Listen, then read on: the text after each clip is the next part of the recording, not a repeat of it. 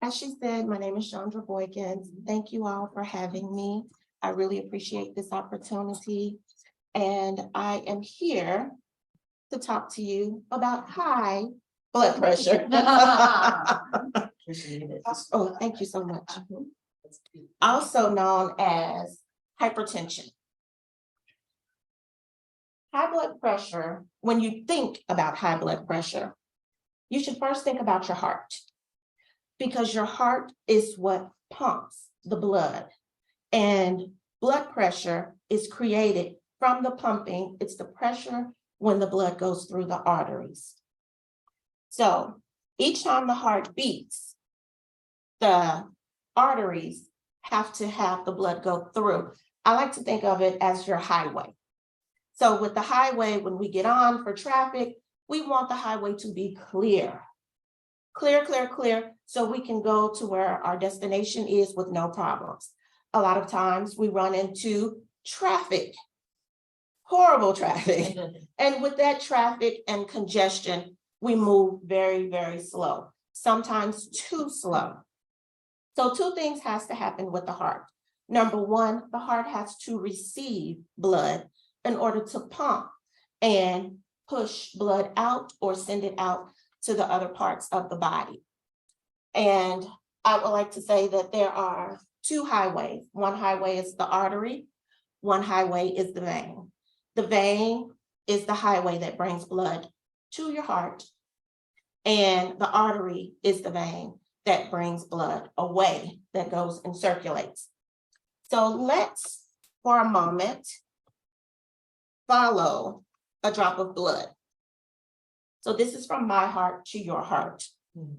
So you have the superior vena cava and the inferior vena cava that brings the blood in. Inferior brings the blood up from the bottom of your body to the heart. Superior brings it from the top of your body to your heart.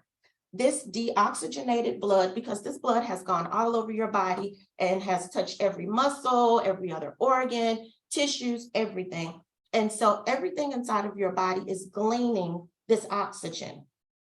So this blood cell, which has less oxygen in it, now drops inside of the right upper side of your heart, called the right atrium. The right atrium has a little doorway that separates it from the right ventricle, called a tricuspid valve. The tricuspid opens up, which is your regulator, and it allows blood to drop into the right ventricle. The right ventricle fills up and your heart pumps. And when it pumps, it shoots the blood up into the pulmonary valve, which opens upward, and it allows the blood to travel up into your pulmonary arteries. The pulmonary arteries extend both ways because they are taking blood away. They're taking blood to your lungs.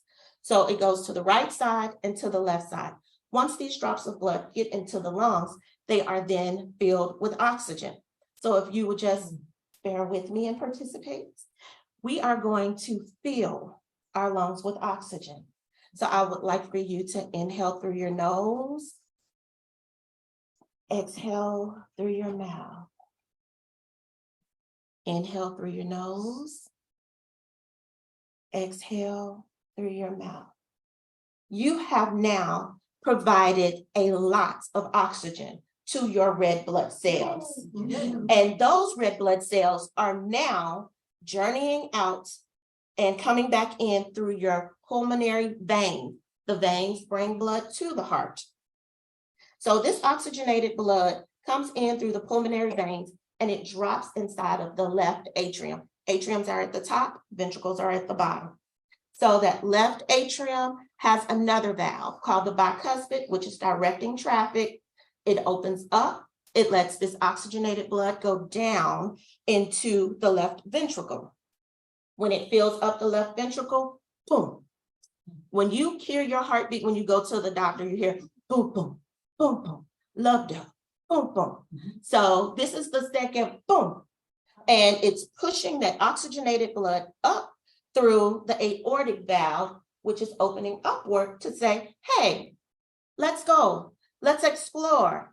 And once it pushes up through the aortic valve, it goes into the aorta.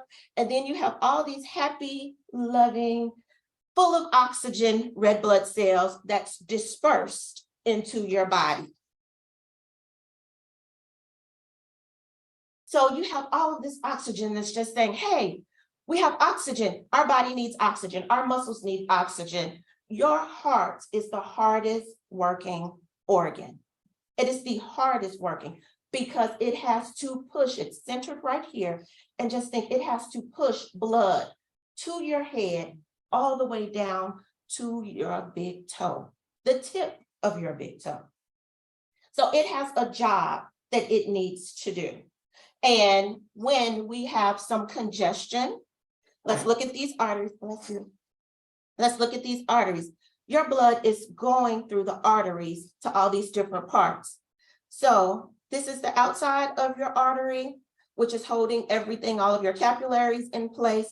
And this is the center. The center is wide open. Your highway is free of traffic. No congestions, good blood flow, completely open, normal blood pressure. Then some of us look like this one. You have an outer, your inner capillaries, and then you start to have plaque build up in the center. So now your opening is narrow and partially blocked. So you have about 20 or 30 cars on the highway with you now. And the last picture that I'm showing is you're having full-on congestion. Everybody decided to leave their house at the same time that you left your house. So every red blood cell, everything is trying to get out and everything else is interfering because now you're blocked. Blood flow is obstructed and you have high blood pressure. So let's talk about the blood pressure. The Johns Hopkins Medicine states that the National Heart, Lung, and Blood Institute defines normal blood pressure as less than 120 is your systolic over less than 80, which are diastolic. Now your systolic and diastolic, you have a top number and a bottom number. So your top number, which is your systolic, is when the blood is trying to push and force blood out of the heart. That's your systolic. And the pressure is greatest because the blood is like, let's go, and it's trying to get out there. When the heart relaxes and it's filling back up with the blood, that's your diastolic because it's saying, hey, let the blood come in because we need it so we can push it back out. That's your diastolic or the bottom blood pressure number. So the National Heart, Lung, Blood Institute defines pre-hypertension as 120 to 139, top number systolic being pushed out, over 80 to 89, diastolic resting heart pressure. Hypertension has two stages. So you have stage 1, whereas your blood pressure ranges from 140 to 159, systolic at the top, and diastolic at the bottom, 90 to 99. That's stage 1, saying, hey, come on, let's do something here. Stage 2 is when you go to the doctor and the doctor takes your blood pressure on more than 2 separate occasions, and your blood pressure is repeatedly 160 or higher at the top, or 100 and higher at the bottom, diastolic. They call high blood pressure the silent killer. Silent killer, because a lot of times you have no symptoms. You don't realize you have it until, unfortunately, it's too late, okay? So many people may experience headaches in the morning when you wake up. You're like, I just had a full night's sleep. Why am I waking up with a pounding headache? Check your blood pressure. Sometimes you'll have pounding headaches throughout the day. Check your blood pressure. You can have nosebleeds. You have little capillaries inside of your nose because blood touches everything inside of your body. If that pressure is too strong, your blood, cannot remain in the circulating system, so that pressure bursts and you start to have nosebleeds. If you do not have a history of nosebleeds or a bleeding disorder, please go and get your blood pressure checked. Vision changes, you have blurred vision, seeing spots. To the far extreme is that you cannot see. You're like, I cannot see, everything is black. Your blood pressure needs to be checked. Dizziness, fatigue, anxiety, muscle tremors, nausea and vomiting. Uncontrolled hypertension can harden your arteries and create the chaos that I just showed you with the plaque and the difficulty for that blood to just freely flow.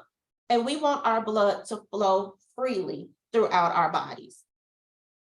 So let's talk about contributors of high blood pressure. Smoking. Smoking constricts your blood pressure, your blood vessels. So again, we want everything to be wide open, empty, clear highway.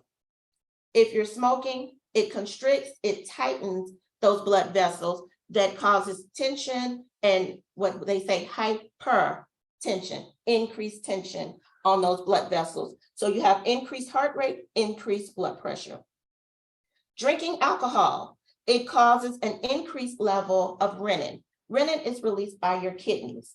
Renin is released to help you if your blood pressure is too low. It's how your body is just naturally designed. It says, hey, blood pressure is too low. Let's send out these enzymes to elevate the blood pressure. But if you're drinking an excessive amount of alcohol, your body is releasing an excessive amount of renin. So that in turn constricts the blood vessels, in turn raising your blood pressure. Obesity, poor diet leads to plaque buildup in the arteries, which I just showed you. Diabetes that's uncontrolled leads to damaged arteries and veins. Food such as canned soup, frozen foods, frozen pizza, it's high in salt. And that's how they preserve that. That's why it has a long shelf life. However, the increased salt, and we're Southerners, we like to season our food with salt. You season it for taste and just a little, but after we season it to cook and then we put it on our plates, then we add more salt. And so we can actually taste the salt. That's an excessive amount of salt. Salt draws water into the blood, which creates additional pressure on those arteries. And that drives up your blood pressure because you have that increased volume trying to get through the arteries. Sodas have an increased amount of sugar. Sugar blocks the production of nitric oxide, which causes vasoconstriction, which causes those blood vessels to tighten up.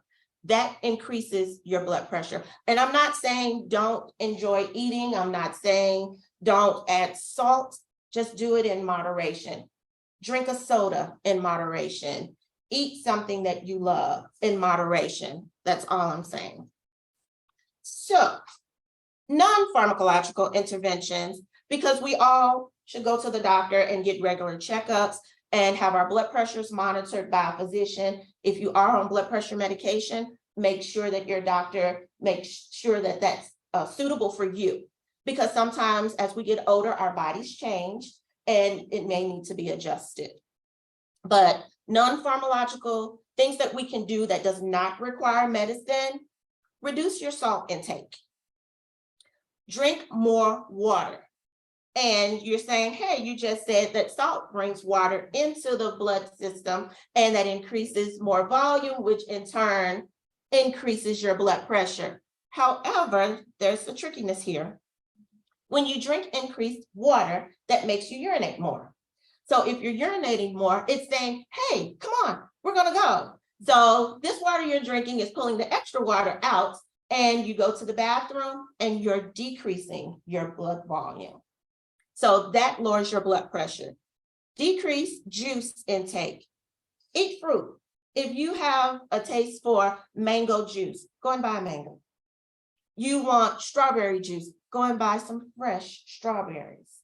And these fresh fruits have antioxidants in them, they have enzymes in them, they have different minerals in them that will help lower your blood pressure. Eating fruits like limes and lemons, they have calcium and potassium. Calcium and potassium work with the contractility on the heart, and that helps to push your blood pressure out. And other vegetables such as strawberries, any kind of vegetable, you can look it up, you can Google it. It gives you helpful benefits to your heart. Honey. A lot of people think about honey as the bees. So these little bees help us. Honey is a natural sweetener, and you can use that in the place of sugar. Honey works on our digestive system. When our digestive system is working and it pushes out all of the things that we've eaten, then that reduces the amount of backup foods that we have, which creates more plaques in our arteries. So if we use the bathroom regularly, having a regular bowel movement with the stimulation of just natural honey, then we reduce the buildup in our arteries, which in turn help our heart. Smoking. Try your best if you are someone who smokes cigarettes to see a doctor and try to decrease your smoking, if not cease altogether. Smoking, the nicotine constricts your blood vessels. Constricting your blood vessels, again, it raises your blood pressure. Decrease coffee. Caffeine increases blood pressure. Add fruit, vegetables, nuts, and fiber to your diet. Again, those nuts, that fiber, your happy little Cheerios. Have a bowl of Cheerios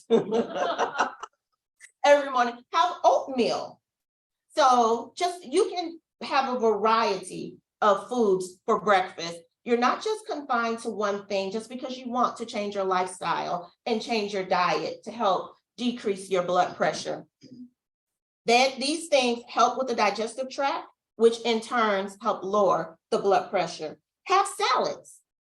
When you go out, instead of having fried mozzarella sticks, which I love, have a salad with some vinegar dressing. Vinegar also helps to decrease your blood pressure. It's a dilator. It opens up those vessels. Exercise regularly, 3 to 5 times a week.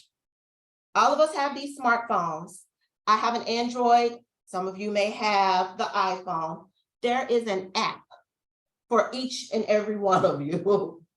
Look in your Play Store, find some exercises that help you, that you can do safely without restrictions. My mother has had bilateral knee replacement, so she can't do a lot of exercises, but we found something that she can do. There's always something out there that you can do. So just try your best to exercise. Start walking. Just walking 20, 30 minutes a day, that can help. Decrease your stress level. Take a long hot bath at the end of the day. Our days are stressful. We have everything pulling at us, coming at us, work, family, just any and everything, other people coming to us, and we're trying to be supportive of them, and then we kind of neglect ourselves. Take a hot bath, long or short. Take a hot shower. That steam dilates your blood vessels, which increases your blood flow and lowers your blood pressure. Now, if you're on blood pressure medicine, try not to take your blood pressure medicine and within 30 minutes immediately get in the shower. So make sure you know the effects of your blood pressure medicine before you go and get into this hot steaming shower, and then that dilates your blood vessels even more. We do not want to have an episode where you pass out because your blood pressure ends up much lower than you're regularly feeling. Decrease your stress level. How about you dance? If you don't dance, dance anyway. Just dance. In the privacy of your home, just dance. If you feel stressed and you're out in public, who cares who's watching? Just dance. You will be amazed. If someone sees you dancing, they may start dancing as well. So just dance. Love yourself. Depression is at the all-time high, especially since the pandemic. Depression, anxiety, it's unbelievable. Depression and anxiety constricts those blood vessels. It tightens. You always feel so tight and bottled up and just, oh my God, it's like you want a release. Love yourself. We're most critical of ourselves. God made us wonderfully, beautifully made. Love yourself because you are an extension of God. I don't mean to offend anyone, but you are an extension of God and He made you wonderful. So love yourself. That's going to help reduce your blood pressure. Laugh every day, several times a day. Laughing, it releases endorphins in your body. And you're like, my body has all these things that it's releasing and it's tightening up and it's opening up. Yes, it is. Laugh. If you're laughing every day, just find something to laugh about. Dance every day. Just dance for no reason. Pick your favorite song and just dance. If you have a significant other and they're in a bad mood and you see them stressed out, just think, oh, you're raising your blood pressure. Go and grab them and just dance. And they're going to be like, what are we doing? I'm going to go with it. I'm leading right now. You all just dance. And this is my motto, my anthem, something that I live by. Live your best day today. Today. Not back then, way back in the past. We're not living in the past. Live your best life today. When tomorrow comes, we're always thinking, okay, I'm a thinker. I think about, oh, what do I need to do when I leave here? What do I need to do tomorrow? What do I need to do next week? What do I need to do next month? What do I need to do next year? What's my 5-year plan? Let me tweak my plan. I'm always thinking, but I have to stop myself, and I've learned to do this, and stop and be here today. If you're overstressed, tell yourself, wait, I need to live in the moment. I need to stop for this moment. Because when tomorrow comes, that's what tomorrow turns into. Tomorrow turns into today. So then you get to reset. So when tomorrow turns into today, it's today again. So what are we going to do? Live our best day today. So we're going to live our best day today to help lower our blood pressure. Our blood pressure is called hypertension. When it's increased, it's elevated. Things that are not going to change, your heart is not going to stop pumping this blood throughout your body. It's going to push it through your arteries. It's going to circulate everywhere, and it's going to come back in through your veins. That's what we want it to do. But we want to decrease the tension and pressure and stress that it has when it's trying to make this journey. Because our whole body, everything about us, from our hair follicles to the scales on the bottom of our feet, need oxygen, need our blood. You need blood. You need flowing, circulating blood. So let's live. Let's enjoy. Let's dance. Let's laugh. Let's smile. You never know what someone else is going through. You never know. If you smile at someone and they smile back, and then that person who just returned your smile and someone sees them smiling, they smile, it's infectious. It's contagious. And sometimes when you're out, just think about it. If you're hearing someone who's just laughing really, really hard, it just makes you laugh, and you be like, what are they laughing about? Oh my God, it sounds like they're having a good time. And it just naturally makes you laugh. Laugh. Enjoy life. Someone mentioned about, well, one of the things that I do, I'm the author of a book, and it's called, It Takes Courage to Be a Survivor. It's a testimony of hope. And it's a tale of some of the experiences that I had when I was in college. And I thought, being a young lady, I'm getting ready to go to college, I'm going to have all these wonderful adventures. Life is going to be great. You never think about things when you're young, being tumultuous or tragic. But I had some really tough experiences while I was in college. And in turn, when I graduated, I was all balled up. I was very angry. I ended up with depression. I had anxiety. I had eating disorders. And again, eating affects your blood pressure. Lack of eating affects your blood pressure. Stress, trauma. I ended up with PTSD from all of my traumatic experiences. And so I just kept replaying and replaying. And so I was always bottled up and very, very cautious and timid. And on the flip side, on one side, I'm very timid and withdrawn. And on the other side, I'm ready to lash out. I'm angry. Anger constricts. Anger bottles up. And I was so angry with God. And I had to one day ask God, what is going on? I wasn't like this. God, what happened? And he told me, I'll let you go through things for a reason. So when you're experiencing life that makes you have tension, that makes you feel constricted and bottled up, ask God, what's the lesson? God, what's the lesson in this? God, you chose me because I'm strong, and you want me to in turn be able to help someone else. So give me the strength to go through this. God, give me peace as I go through this. Keep my blood pressure down. Because going through this, I don't want to end up on high blood pressure medicine. I don't want to have a stroke. I don't want to have a heart attack, because I'm dealing with life's challenges. And I brought up my book to tell you, life is going to throw you many challenges, many, but you're a survivor. We're all survivors of one thing or another. And it's how you deal with it. Life is about choices. And that's what I've taught my kids. Life's about choices. Choose to be healthy. Choose to be happy. Choose to live your best day today. Choose to keep your blood pressure down.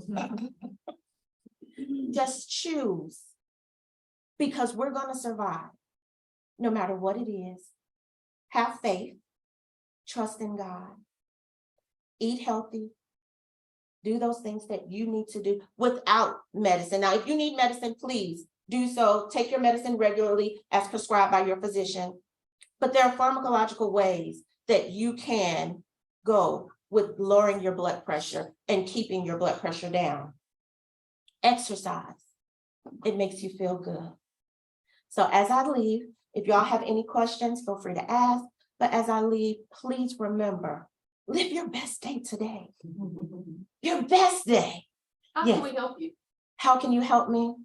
I would like to speak to more women who are survivors of sexual abuse, eating disorders, any kind of situation where women need to be spoken to. I love my job at Regional One. I'm in women's health, and I see women with all kinds of situations. And I'm blessed in that aspect where I'm able to talk to them and let them see, I've been through it, but I don't look like it. You'll never know it.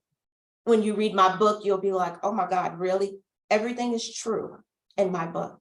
But I want to empower, and not just women, men as well. Men as well. My brother experienced a traumatic incident, and he was just so angry. And when something happens to a beloved family member, it affects all of us because you love your family. And men experience stress, anger, frustration. They keep theirs bottled up. We call a girlfriend, and let me tell you something. Oh my goodness. And we vent somewhat. Our husbands, our sons, our fathers, our uncles, our brothers. they keep it bottled up. So if you can help me reach out and just talk to people about being a survivor, overcoming, that's what I would love. And yes. I've noticed ads recently for cold medications designed for people that have hypertension. And I think it's wonderful because Yes. my husband self-medicates and I'm going, that is not good for your blood pressure. So now we can buy a better product. Yes, yes. You can, there's so many different over-the-counter things, honey, lemons, vinegar, apple cider vinegar. There's so many different things that you can do. If he does have a cold, you can use that cold medicine that targets people with high blood pressure. And one thing, if anyone's on Procardia, it's called nifedipine. Nifedipine and lemons, like I say, lemons, they reduce the blood pressure. Just be careful because Procardia has a very, very, very fast reaction time, and it brings your blood pressure down very, very quickly. That's one of our go-to medications when your blood pressure is above 160, over that 100 mark. We're going to give you some Procardia and recheck your blood pressure in 10 minutes, and it will be significantly lower. So if you're on Procardia, make sure you monitor what's going on with your blood pressure. And if you have high blood pressure, buy the little wrist blood pressure devices that you can get from any corner pharmacy. And actually, I bought mine at, I know it's going to sound a little weird, but it's called Harbor Freight. They sell tools. I love tools. I get them from my mother. I love tools. I love Home Depot. So yes, but they sell blood pressure cuffs, and it's just a small little wrist one that you slide on your wrist, and it takes your blood pressure. You can buy that if you go to Walmart or Target, or if you go to the pharmacy. They have the little self boots right there. You sit down, you stick your arm in, relax. It'll take your blood pressure. So there are many different avenues where you can get your blood pressure monitored if in fact you're not able to get in to see your physician. Yes. One other question. I'm a big proponent of blood donation. Mhm. And I know you shouldn't do blood just to lower your blood pressure, but does it lower your blood pressure if you donate blood? You're decreasing your volume, and it's only for that moment. Yeah, temporary. It's temporary. Yeah, because you're going to replenish and you're going to increase your volume. So yeah, Just curious. but blood donation is great because we need it. We really need it. Well, I thank you all for having me. Thank you so much. Thank you.